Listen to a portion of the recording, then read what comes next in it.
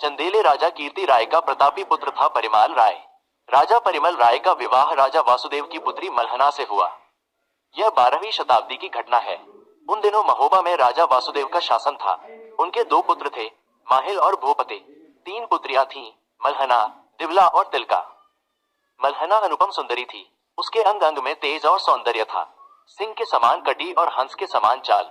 उसके विशाल और चंचल नयनों के मृग समान होने से मल्हना को मृगनयनी कहा जाता था। वासुदेव राजा का ही एक नाम माल्यवंत भी था। वासुदेव की अनिंद्य सुंदरी पुत्री मल्हना की चर्चा चंदेले राजकुमार परिमाल देव राय के कानों तक पहुंची। देखे बिना सुनने मात्र से ही उसने निश्चय कर लिया कि मल्हना को ही अपनी रानी बनाऊंगा। राजा परिमाल का विद्वान मंत्री था पंडित चिंतामणि।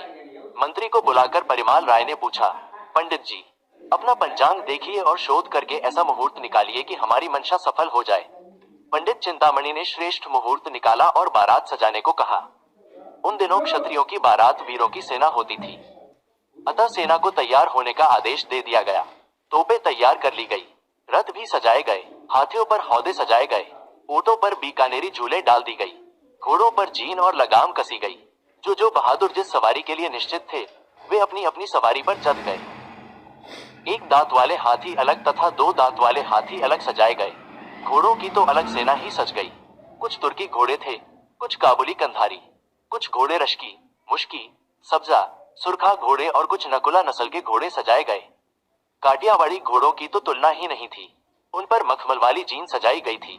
मारवाड़ के सजीले ऊंट, अरबी ऊंट तथा करहल के ऊंट तैयार किए गए, जिन पर चंदन की बनी काठी और काठी पर गद्दे सजाए गए।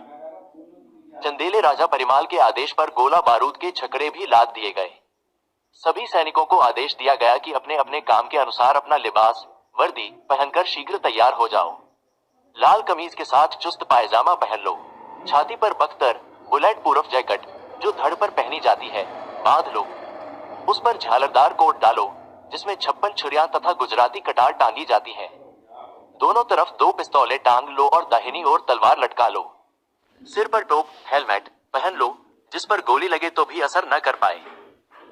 चंदेली सेना के जवानों ने सब गहनों और हथियारों सहित स्वयं को सजाकर तैयार कर लिया। इसके पश्चात वीर राजा परिमाल के मंत्री नवल चौहान ने हाथ उठाकर सभी जवानों को संबोधित किया। हे वीर क्षत्रियो, ध्यान से मेरी बात सुनो। जिनको अपनी पत्नियों से बहुत प्यार हो या जिसकी पत्नी अभी मायके से विदा होकर आई है, वे सब अपने हथियार वापस रख दें। परंतु जिन्हें अपनी मर्यादा प्यारी है, वे युद्ध में हमारे साथ चलें। उनको हम दुगुनी पगार, तनख्वाह देंगे। वे रणभूमि में खुलकर अपने शस्त्रों का प्रदर्शन कर वीरता दिखाएं। इसके पश्चात सैनिक संवेद स्वर में बोले, हे नवल चौहान, हम राजा के मन प्राण से साथ हैं। जहां राजा परिमाल का पसीना गिरेगा, हम अपना खून बहा देंगे। अगर हमारे सिर भी कटकर धरती पर गिर जाएंगे तो भी बिना सिर का धड़ खड़े होकर तलवार चलाएगा। इतनी बात सुनकर मुंशी नवल चौहान राजा परिमाल के पास गए और पूरी सेना के तैयार होने की सूचना दी। राजा ने अपने मंत्री चिंतामणि से कहा कि जितने राजा दरबार में हैं तथा जिनकी हमसे मित्रता है, उन सबको भी साथ चलने का आग्रह कर दो।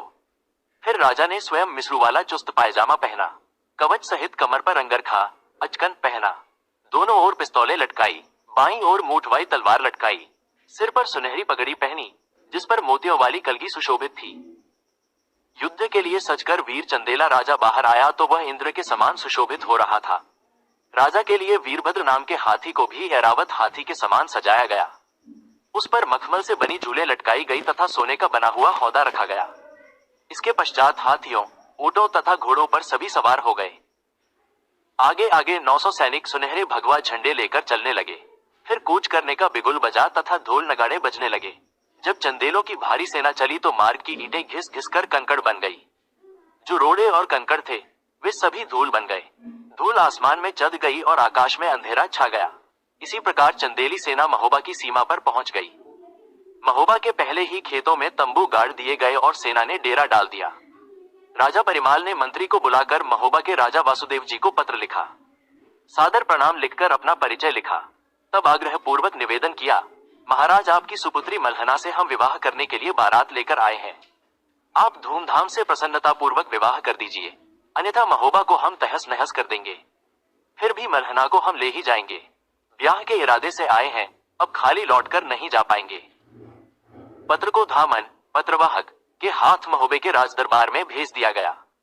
ऊंट सवार जब दरबार में पत्र लेकर पहुंचा तो वहां की शोभा देखकर दंग रह गया। बड़े बड़े सजीले क्षत्रिय वीर वहां बैठे थे। राजा माल्यवंत, वासुदेव सोने के सिंहासन पर विराजमान थे। इंद्र की तरह दरबार में नृत्य संगीत चल रहा था। पत्रवाहक ने 7 कदम दूर से झुककर प्रणाम किया और पत्र राजा के सामने रख दिया। राजा वासुदेव ने बिना देरी किए तत्काल पत्र को उठा लिया। पत्र को